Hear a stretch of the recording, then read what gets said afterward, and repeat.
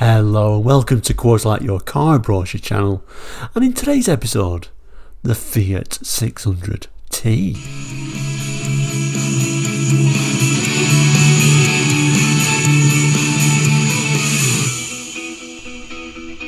Hello and welcome back, and if you're new to Quarterlight, we're a car brochure channel here on YouTube, looking at car brochures from the 60s, 70s, 80s and 90s and sometimes beyond that as well. So if you're interested in cars and car brochures, then please consider subscribing. It generally helps the channel greatly and is completely free to you. Anyway, today's episode, yes, the little van, the 600T, an interesting little van, not a van I remember, a little bit before my time. This is like a 60s van, although there isn't actually a date on this particular brochure, but a commercial vehicle. And yeah, Quarterlight, we sometimes look at commercials as well, so let's have a take a look at this interesting brochure now. So there we got these little vans from 55 to 1969, so quite a long run in effect, and I'm sure they sold really well in Italy. In the UK, I don't remember them, I must admit, even as a kid, and I'm sure I would have pointed one out as a kid just by the looks of these alone. Although in the UK, I think Fiat's around this time, they still had a little bit of rust issues, shall we say, in sort of damper climates. They certainly would have survived far better in Italy in that warmer climate, I'm sure. Interesting when you look at the rear wheels of these small vans actually, because of course in the brochures themselves they're always empty, so they look a bit weird at the back. Bit of that sort of rear wheel positive camber effect, and I guess we see it even better if we look at this newer brochure for the Fiat 900T, much later brochure, and look at that wheel because the van is empty of course. But anyway, let's get back to our main brochure. It's a very simple but an extremely cute little van, and because it's an early van it's got all that nice chrome on there, and I must admit, because you know the channel is called Quarterlight, I have to point out that lovely opening Quarterlight on there as well, haven't I? It's a nice brochure this one, so let's open up to the first page. And as we open the first page, I like how it's set out. I love the sort of typeface and the printing on this and how colourful it is, showing all the weights on there, and this lovely little image. Yeah, that's the cat going past, sorry about that. And then the van there itself and all these very interesting little packets all wrapped up. Let's just zoom in on that image. And there we go, what a lovely little image, and you know, indications, you know, it's a rear engine car of course, and this unusual packaging, everything wrapped up in this brown paper packaging. Give you an idea of how small the car is by this gentleman. I'm sure it's not a particularly tall gentleman, not getting much shelter there by that small tailgate. Always reminds me of these rear engine vans actually, they always remind me of Volkswagens, I don't know why, but obviously this is far smaller than a Volkswagen van. Tyres maybe? Interesting how they package that. Let's have a look at some of the text.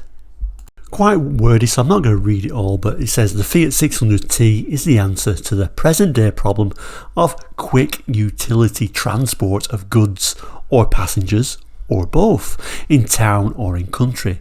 It meets the most diverse needs of tradesmen, businessmen, contractors and farmers in the most brilliant fashion, and offers the vigorous stimulus of a modern piece of equipment to their turnover. The 600T is adaptable, efficient, safe and economical.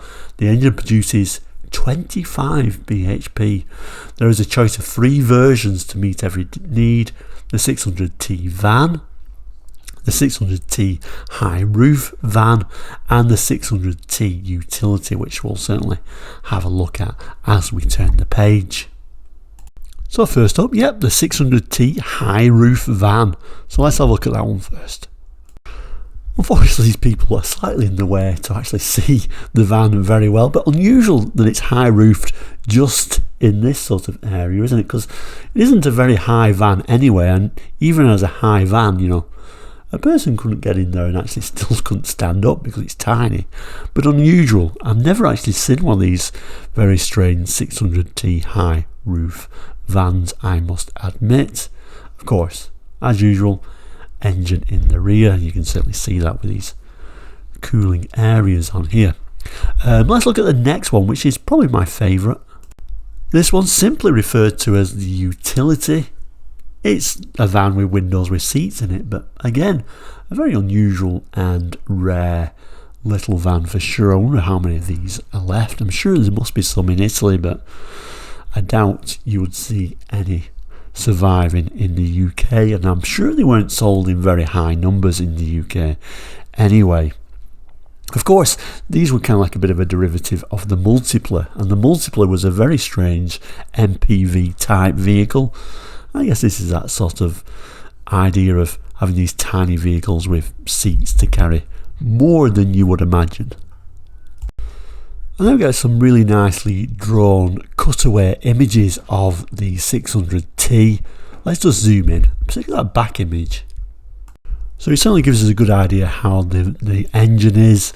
And often, you know, when you put engine in the back of a vehicle, they can sometimes become quite hard to work in. In fact, even when these forward controls with the engine in between the seats, you can struggle to get or work within them. But this is quite clever because you've got the front there, the rear, which folds down to have access into the engine bay, but you've also got this second lid you can open up, so you've got pretty good access in there for any sort of servicing or mechanical repair. The downside, as always with vans with engines in the rear, and that even includes the Volkswagens as well, is the main thing about a van is to carry things, and then you put it in the rear and you're not carrying as much. Nice little drawing so we can get a better look at that high top version. And then finally this really nice side shot, just showing you how much space is within the van itself. And then on the rear it gives the specifications. So let's take a look at that now. Okay, so when we zoom in the specifications, first of all starts by wording it very strangely, the body of integral construction. Some of the dimensions there, wheelbase 6'7", etc. But then it gets to the engine. Like I said, this is a larger engine. This is actually a 4-cylinder, 767cc capacity. That's 25 bhp. If we move down, clutch, single dry plate. Transmission to the rear wheels through half axles connected to the differential by slip joints and to wheels by flexible joints. Differential group and final drive, and the gearbox. It's actually a 4-speed, which kind of like surprised me a little bit, and the reverse. Constant mesh on second, third and fourth gears with loose synchromesh rings on second, third and top. Steering, warm and sector, steering linkage greased for life. And then we get to the suspension. Front is independent with swing arms and coil springs, double acting telescopic shock absorbers, anti-roll bar. The rear is independent, coil springs and double acting telescopic shock absorbers acting as swing arms. Brakes, hydraulic. It looks like mechanically operated parking and emergency brake acting on the rear wheel shoes.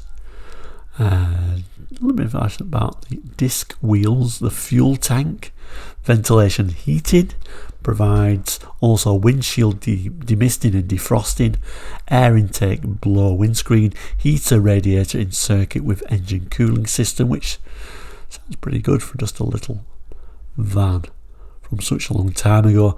Then we got all the information about the electrical system, which is 12 volts, speed, top speed about 59 miles per hour. Nobody's really dared test it, I guess, but 59 looks like as far as she's got. And then at the bottom there we've got a little bit of information there, printed in Italy. No date, unfortunately. For a Fiat, Fiat Service. Wherever Fiat motor vehicles arrive, Fiat Service is ready. A highly specialised organisation meant tools and equipment ready to ensure that your car is always perfectly maintained. Fiat service guarantees economy for the owner, rapid assistance and mobile workshops. A complete and comprehensive guarantee for every car. Prompt factory spares delivery. World Spare Distribution Centre is the imposing Fiat Ricambi. Works in Turin. The power of Fiat service, over 11,000 service centres throughout the world. And then finally it ends with this rather nice little image there of Fiat service and that very cute front end and that very period badge on the front. What an interesting little van these 600Ts are, and what a great little classic van it would be today to go around to car shows in. I'm sure there's none left in the UK now, but I'm sure there's many left-hand drives in Italy. Of course, later on, and this is a video we've done before, it was the little city van, which was like your 70s Fiat van for the UK. Much more of them around. Done a video on this one already, I know. Put a bit of a link up to that one if I remember. I've kind of like added a couple of links there to different videos, both that city van and various other ones, and there's many more videos in our back catalogue if you want to have a look at. Please also consider subscribing. That little circle now with the cat logo is, click on that. That's how you subscribe. It's completely free. You'll show easier to find our videos for quarter lights when you do subscribe. If you hit the little bell, you also get notifications when a new video comes up as well, and all that is completely free, and I do appreciate every single one of you who has done that so far. But for now, we'll say thank you so much for watching. Please do take care and goodbye.